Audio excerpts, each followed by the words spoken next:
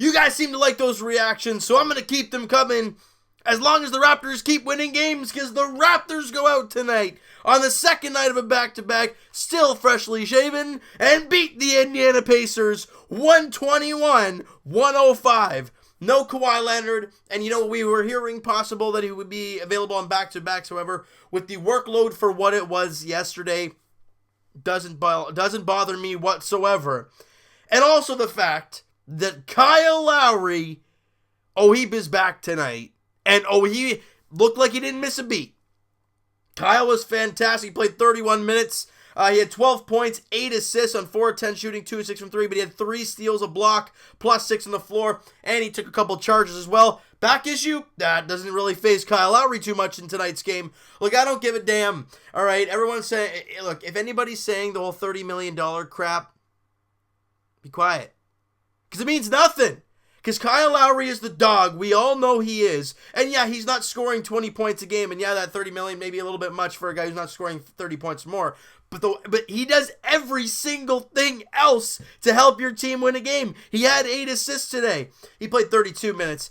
He sprinkled in a few threes here and there. He got 3 steals. He took a couple charges. He was great defensively. I loved what Kyle Lowry brought to the team there tonight. Ball was moving all over the place. And guys, yesterday we talked about how the Raptors had 28 assists yesterday.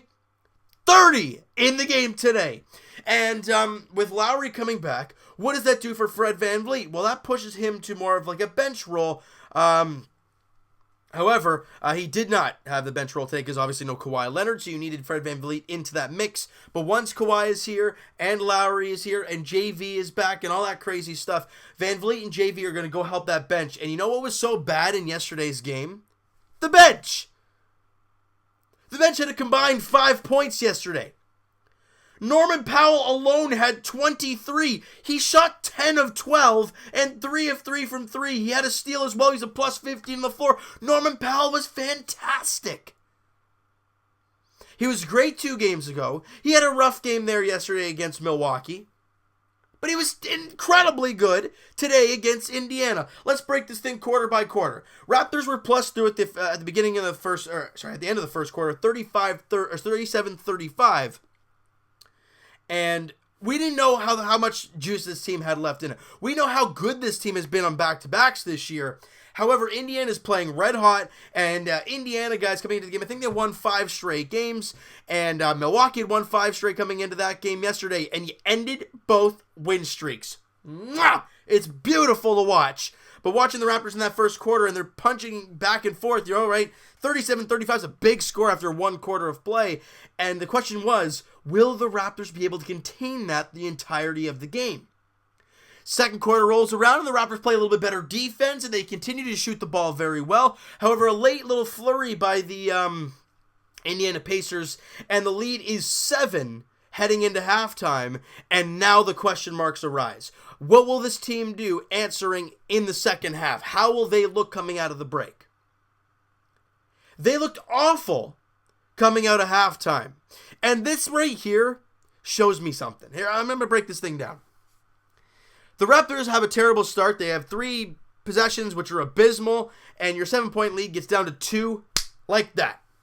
Nick Nurse calls a timeout and absolutely eats into his players, rips them apart, and is like, boys, I don't know what he actually said. He probably used a lot of bad words, and he probably used, not exactly the words I'm thinking of, but he was probably just telling them to wake the heck up.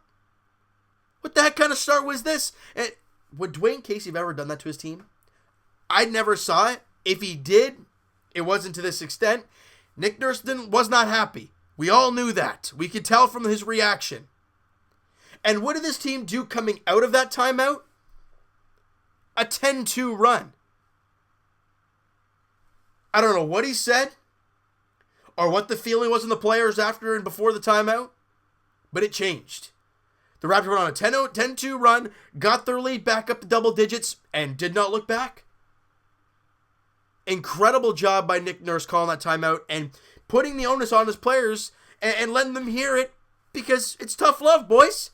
They got the job done, and in that third quarter, even with the rough start, Raptors were plus 5 in the third quarter, 26-21.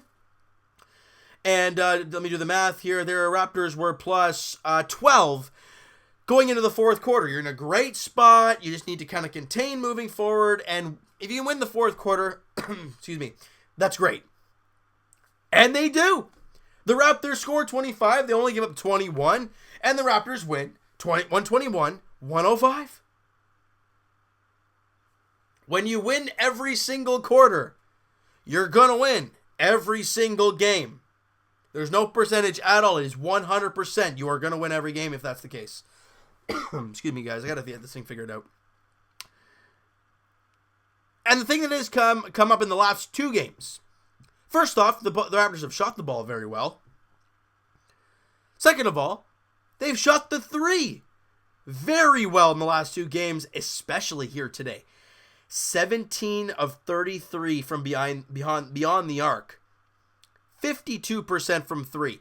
52% from the field. 94% from the free throw line. 16 of 17.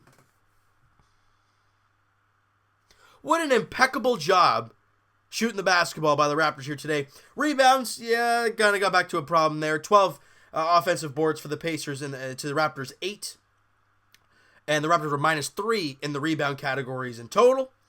However, the assists were +6 in favor of the Raptors. Steals were +1, 9, 8. Blocks were 4 apiece. 15 turnovers for the Raptors, so not a great number in that sense. But the way this team was shooting the ball, they were just playing that good. And to get contributions from players who don't usually give you much contributions, like seeing Greg Monroe, 11 points, 9 rebounds in 21 minutes. Yeah, he shot 4 of 11, but he did put that impact on this game, and he was a +10 on the floor. The basketball is all against matchups, right? If you have a big man who can shoot threes, Greg Monroe is not your guy. JV really isn't your guy. That's why you have a guy like Serge Ibaka, and at times Pascal Siakam. But in a game like today, we're coming off the bench. They have a guy like Kyle O'Quinn who's not going to shoot the three. Greg Monroe can bang bodies. And he did. He did a great job there. DeLon Wright was in double figures, 10.6 assists on 4 of 8 shooting. OG was 2 of 7, 5 points and 5 rebounds as well. And like I said, Norman Powell with 23. Look, the Raptors had 1, 2, 3, 4, 5, 6, 7, 8 players in double figures. First time since 2016 against the Atlanta Hawks. Pretty damn good. Watching Danny Green get in double figures. He had 15, so it's back-to-back games for him in double figures. He was 5 of 9 shooting, 5 of 8 from 3, plus 6 on the floor, and he's always going to give you good defense. Siakam with a double-double, 12 and 10, 4 of 8 shooting. Ibaka, 18.6 boards and 7 of 9 shooting. Also a couple of really good blocks in the game for Serge Ibaka. Lowry, we already talked about him. Fred VanVleet, 12 points, 8 assists. He was solid there today. Again, shooting-wise, though, Fred VanVleet still hasn't found his touch, but I think having him on the bench once Kawhi is back in the lineup 100%, and so is Kyle Lowry and JV, even though JV won't affect really if VanVleet's playing or not. But once Kawhi's in there every day and Lowry's in there every day, which I think he is now, you'll see VanVleet more of a bench role, but that'll help that bench mob so much better. And you saw how good they were tonight. Look, you go from having 5 points in that game to one guy having 23. They needed them to be big today because of guys like Danny Green and Kyle Lowry. Oh, Kyle Lowry he played 32 minutes, but guys like Serge Ibaka, guys like Danny Green, guys like Pascal Siakam, those guys played 30 to 35 plus. I think Danny Green played 40 minutes yesterday. So you needed to be able to limit those guys. Danny Green played 19 minutes. Siakam had 26. Ibaka had 23. Lowry basically was fresh. And Fred VanVleet's a dog. He played 34.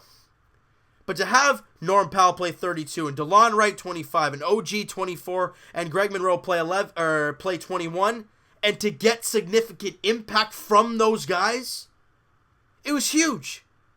That's the reason this team played well and won the game today, was because of how well the bench did. Look, the starters were great. They were great.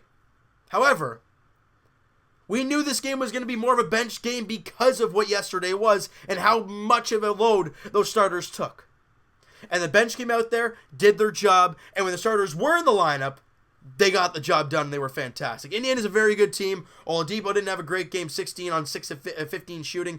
Sabonis had 6 of 14 shooting. I mean, Collison was 5 of 8 on 11. Like, they didn't really have a big game. You know why? The Raptors dug in defensively. And the question was going to be, right, at halftime, who's going to make that first defensive stop and turn this game around? It was the Raptors. You look at the third and fourth quarter. Raptors score a total of 51 points in the third and fourth quarter. They hold the Indiana Pacers to 42. That's your answer right there. And to see this team come out against two teams with very good records and very good streaks going, and coming into that game yesterday, the Raptors got absolutely sloshed by the San Antonio Spurs. They're in no way, in a good place right now. And they go in against Milwaukee, and they get the win. They come home, second night of the back-to-back. Indiana had not played the night before. I know this team has been really good on back-to-backs, and I know Lowry without Kawhi Leonard, are we really going to have to talk about that kind of stuff? We don't have to. Why? Because it's a win. Doesn't matter. And you take it to the Indiana Pacers, and you get the job done. It was an incredible job. Now the Raptors get a day off tomorrow. Kawhi Leonard will be back in the lineup in the next game on Tuesday, as the Raptors welcome in the Atlanta Hawks. Vince Carter, possibly last game in Toronto. I'm not going to say at Scotiabank Arena because he never, played here before that. But anyways, could be Vince Carter's last game in Toronto. He says he wants to play another season. Whether it happens or not, we don't know.